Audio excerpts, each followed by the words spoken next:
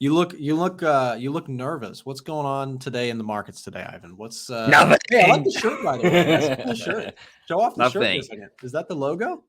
Yeah, that's Hey, man, that's a cool logo, bro. That's awesome. Thank you, bro. Hey, so Ivan, what's going on this week? We've got Jerome Powell coming on a couple times this week. What's that all about? And what should traders be paying attention to? QT. What is QT? QT is quantitative tightening, meaning they've been buying bonds, stopped. Are they going to reduce? They mentioned that in the press conference, they're going to start doing that in May. So we need to look for framework and what potential can happen in the future, what they're going to say. So yeah. Yep.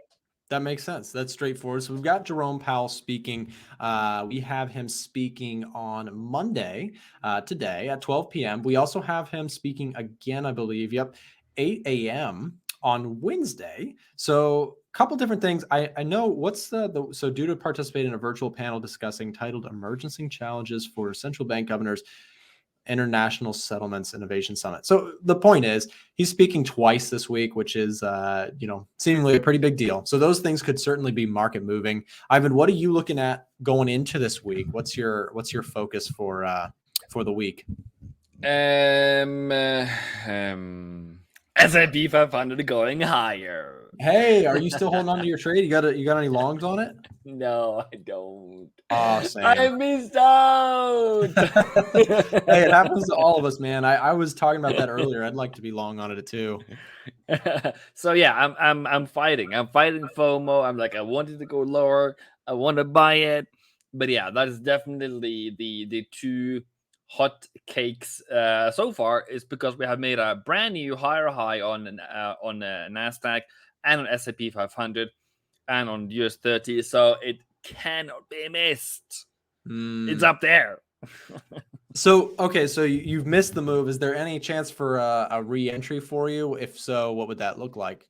Okay, let me rephrase. I didn't miss the move. This is my plan. Now it's coming into fruition. I didn't want to buy earlier because it was too low. It wasn't bullish. Now it's really coming together. So right now I am looking for any kind of pullback down to 4,400. This level here. Pure support and resistance, breakout retest like you do.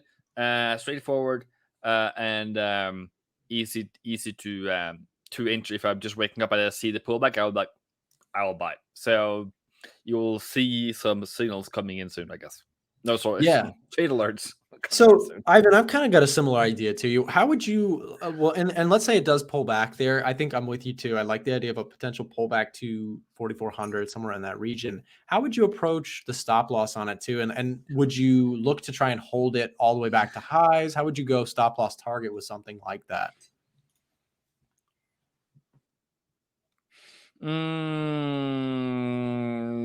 Yeah, it's a big fall. Stop loss is pretty slow. I think below 43,300, like this thing here. So I have two lows up below it.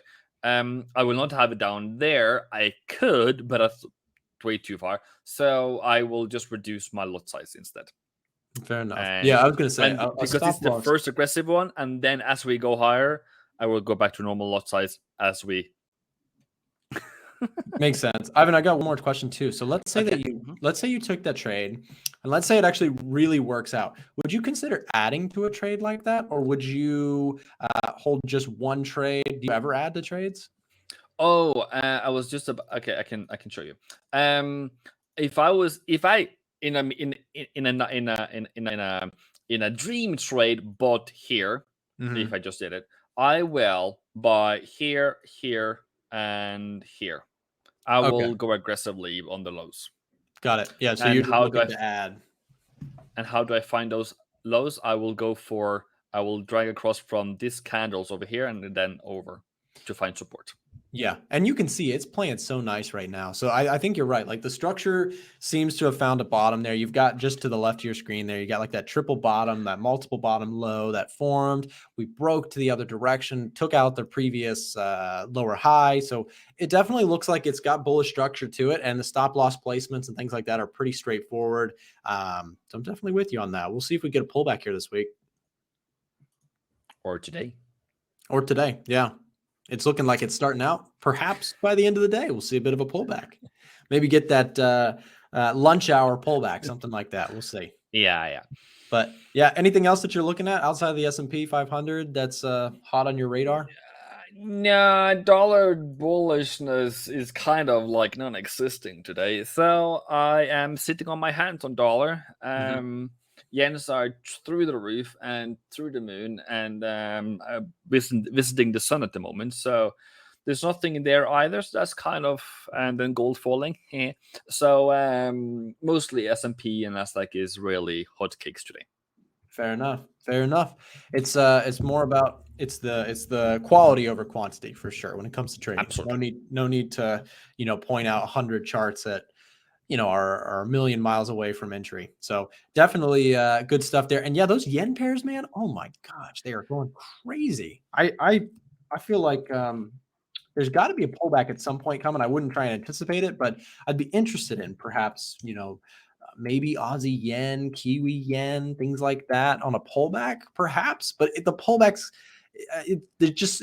for me, Ivan, when I look at that, I'm like, when this thing pulls back, it's going to pull back kind of nasty. So I'm not going to try and buy the highs. I'm going to be pretty patient with a pullback. What do you think on Aussie yen? I want a deeper pullback, like 180 pips down or 130 pips down. So it's far at the moment, but I've been surprised on Mondays. Between now and the next 3 hours, I have seen pullbacks of 100 pips and still gone back up higher. So today is the day. If it's going to be a day of the week, and I am, you just have to be ready, prepared mentally that a larger pullback can come, so you're not surprised that if it then comes. So Right. I have been unprepared, and I'm always prepared now.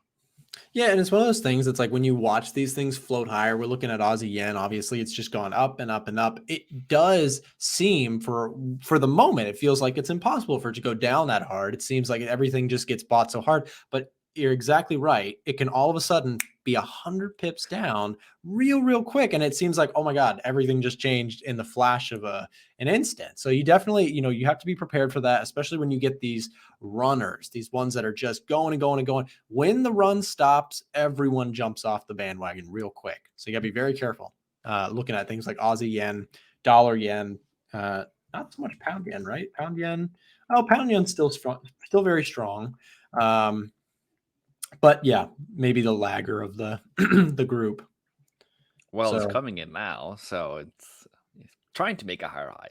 So yeah, you might never know. Swiss yen. Do you ever trade Swiss yen? I don't like that pair, but I feel like a lot of people always talk about it and trade it. I'm not a big fan of it. It's like two risk offs, but I don't know, just another pair. But you I was try to trying to check. use the yen, bro. Yeah, Come on, I you can't know, but you it's can't different. pull out like that. If you're It's gonna trade everything, different. you have to trade everything.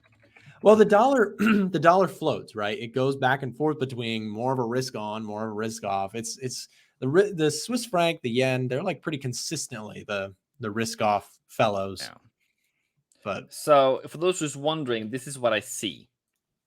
Ranges on ranges upon ranges. So there's a breakout at some point with no pullback whatsoever. There's breakout with no pullback whatsoever, and then it just goes, and then it just goes. And then if you start buying into a pullback, that is actually the end.